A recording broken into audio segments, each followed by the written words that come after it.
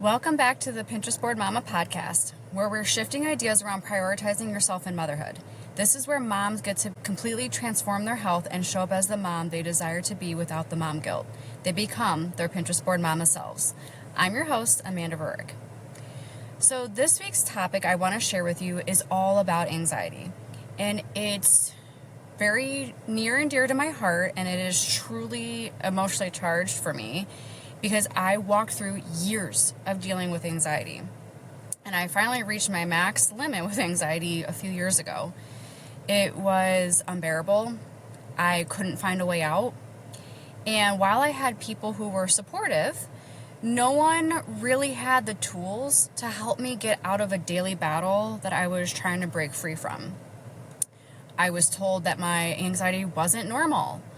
Go see a doctor. I was dismissed by my doctors. I was told, well, this is just part of life, part of motherhood, part of being postpartum. And I called BS, because anxiety is definitely an unwanted symptom and challenge for sure. But in the same breath, I also knew something wasn't quite lining up with everything that I was being told. And I wasn't sitting well with the idea of you just have to deal with it. BS. I was on the search for a different way, something outside of prescriptions, something outside of quick fixes, band-aids, anything like that. And I tried supplements. I tried breathing exercises. Some of them helped, some of them didn't. And the ones that did help, I noticed that they really didn't help me long term. They didn't give me long-term relief. I also tried some journaling, which that did help as well, but I still had bouts of anxiety that would rear its ugly head. I was just so ready to stop dealing with anxiety, so ready to have it stop literally controlling my life. Because I was making decisions based off of my anxiety. I was so hyper-focused on things. And so for me, that looked like constantly worrying about someone in my household getting sick. And at the time, I had a newborn, a young toddler, husband, myself.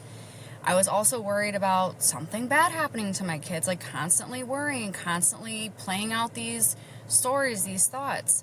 And I was constantly scanning every situation for danger or potential risk.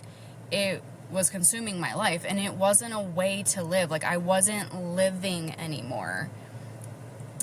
I was calculating every thought, move, choice I was making. I was second guessing myself. And it turned into, I was snapping at my family when I got anxious.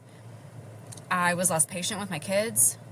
I was showing up in ways that I didn't recognize, that I didn't enjoy. Like, I truly did not even know who I was anymore. I looked in the mirror and didn't know the person that was staring back at me.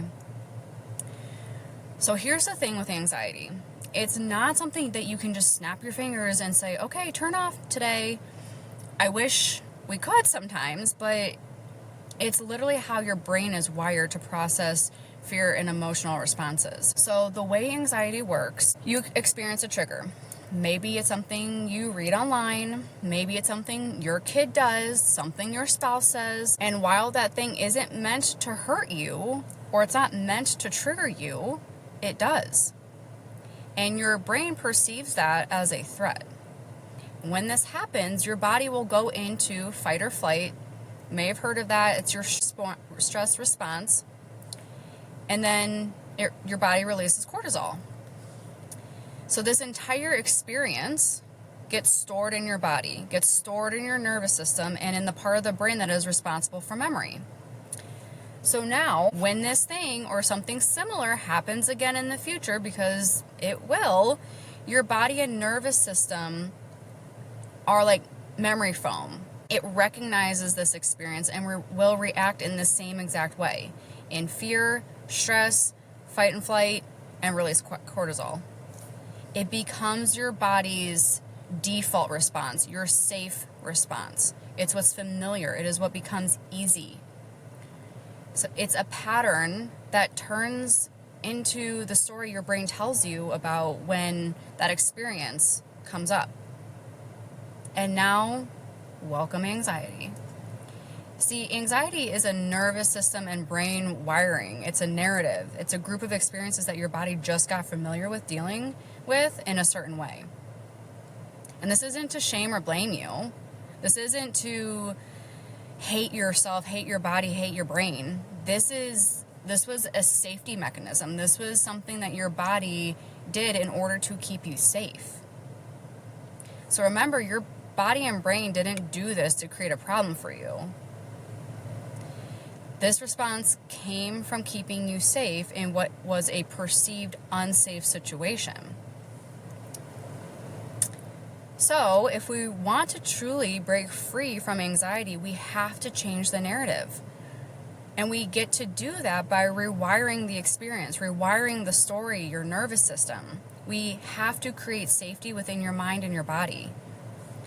The brain is a powerful tool, and only 5% of your thoughts are conscious, which means that the other 95% are subconscious. You don't even realize that they're happening. Think about music playing in the background while you're busy working, playing with your kids, reading your favorite book. Okay? So what does that mean? It means that we have to uncover the deeply rooted beliefs and stories that have been stored in your brain. This is where tools like EFT Tapping can help you rewire and release anxiety. This is where you get to acknowledge the stories that have been playing in the background. You get to call them forward so that they can be seen, so that they can be heard. We get to break those narratives, create a new story of safety, ease, joy, and trust in yourself. We literally break down the prison gate so you can escape and be free of the anxiety chains holding you back from easeful days. So if you aren't familiar with EFT tapping, it stands for Emotional Freedom Technique, and we release locked up energy and allow new narratives to be written. Narratives of safety, ease, joy, happiness, flow, intuition. We get to call all of that forward. We get to call all that back into you, into the desired person you want to be. Because all of those things get stolen in the storm of anxiety. They all get pushed aside. So, when you're ready, I wanted to share a little piece of an EFT tapping session with you. And if you're able to tap on your hands, head, face, I invite you to follow along. I will guide you through each point.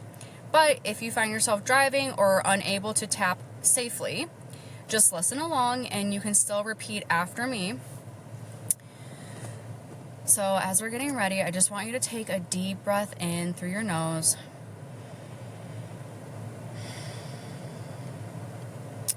And we're going to start with tapping on the karate chop part of your hand. And repeat after me.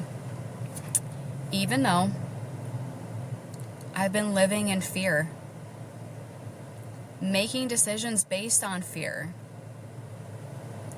and it makes me question myself, question my intuition, doubt myself,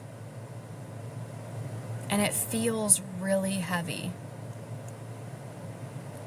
I feel nervous and constantly wondering if something bad will happen.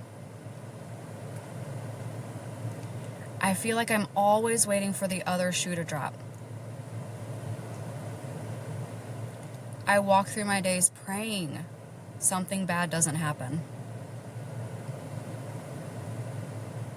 And this feels disconnected, like a weight is on my shoulders, constricting, and sucking the joy out of my life. And even though I have these thoughts, feelings, and emotions, I deeply and completely love, accept, and forgive myself. Take a deep breath in through your nose and open mouth, sigh it out. We're going to tap on the top of your head, the crown of your head. I no longer have to live in fear. I no longer need to live in fear. I am no longer waiting for something bad to happen. We're going to tap just above your eyebrows. I am no longer searching for something bad to happen. I am no longer waiting for the other shoe to drop. Okay, we're going to move to your temples. I am allowing life to flow. I allow life to be easy. I allow life to unfold. I am safe because I am safe. Okay.